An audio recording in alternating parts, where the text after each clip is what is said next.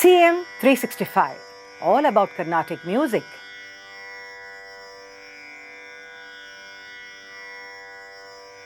Among the various musical instruments in the world, we see that the Veena is a very unique instrument, having a very hoary past, I would say, in terms of dating back to the Rigvedic period. In the trio we mention as Veena, Venu and Mridanga, we see that the Veena occupies the prime or the first place. And in Vedic literature also, many types of Veena have been mentioned, and right from the authors like Narada, Bharata, Matanga, Parsvadeva and Sarangadeva, who actually span over different centuries, we see that all of them have described the characteristics of the Veena in their respective works. Coming to the Kudumiyanmale inscription near Pudukota, here we see there is a mention of the Shatatantri Veena during the time of Pallava king Mahendravarman, that is which happens to be the 7th century.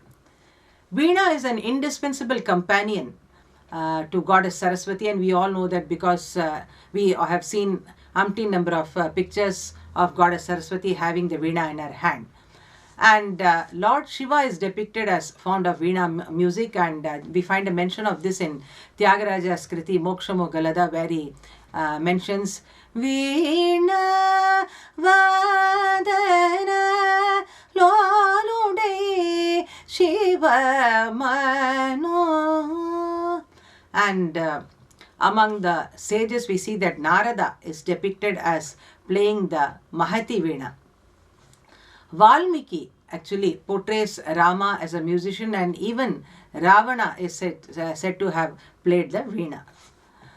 Then coming to the Tamil literature, we see that in that there is a reference to Veena and the Yar.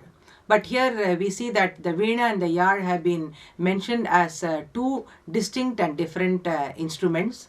And Manikya Vachagar actually also speaks of the Veena players and the Yar players as sitting in different sides of the hall.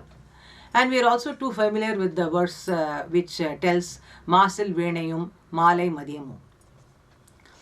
Looking at the Veena from the other perspective, we also see that many kings were votaries of the Veena. For example, Samudragupta, the Gupta monarch, actually was shown in his coins as playing the Veena. And from Bharata Muni to Subbrama Dikshidhar, music theory is explained with the Veena. We have to understand that many of the concepts in music, actually the Lakshana and Lakshya, trying to bridge the two, was ably done only because of the help of the instrument Veena, the potential that it has in terms of helping us to understand and study the various aspects like the Shruti, Swara, Gamaka, etc. All this can be analyzed only with the help of the Veena in a perfect manner. And that way the Veena has been very, very helpful in terms of codifying many aspects of our Carnatic music itself. Coming to the Sangeetha Sampradaya Pradarshini, there we see that Subbrama Dikshidhar has allotted a separate chapter called the Vagyekara Charitram, where he gives an account of how Vidwans used to vie with each other in terms of playing the Veena. And many had even the prefix attached, Veena, attached to their name to show that they were proficient in the playing of the Veena. For example, we had Veena Kuppayar, Veena Krishnayya and Veena Perumalayya. In fact, Veena Perumalayya was a legendary figure who was a court Vidwan at Tanjavur, and he was unequaled, it is said, that in playing the Ghanaragatanam.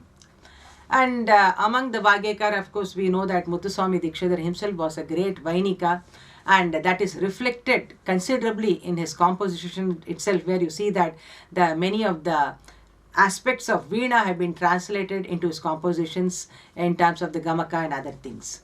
And his brothers, Chinnaswamy and Baluswami Dikshidhar, were also great Vainikas. Subbarama Dikshidhar, the author of Sangeetha Sampradaya Pradarshini, indeed was a great Vainika. And it is because of this proficiency over the Veena that he was able to explain many of the technical details of Carnatic music through his illustration on the Veena frets. Then coming to the 20th century, we see that there have been many illustrious Veena maestros from the different parts of South India like Vijayanagaram, Mysore, Tanjavur, Travancore, etc. And what is special here is that in this period, that different unique banis of Veena came to be established in each of these places. So we have the Tanjavur Bani of playing the Veena, the Mysore Bani, and each of them adopt different kinds of techniques, and they are very, very distinct also. The Veena is thus a very unique musical instrument, the history of which actually traverses from the Rigvedic period to the modern day. It is truly, it can be said to be a symbol of Indian music and culture. CM 365, all about Carnatic music.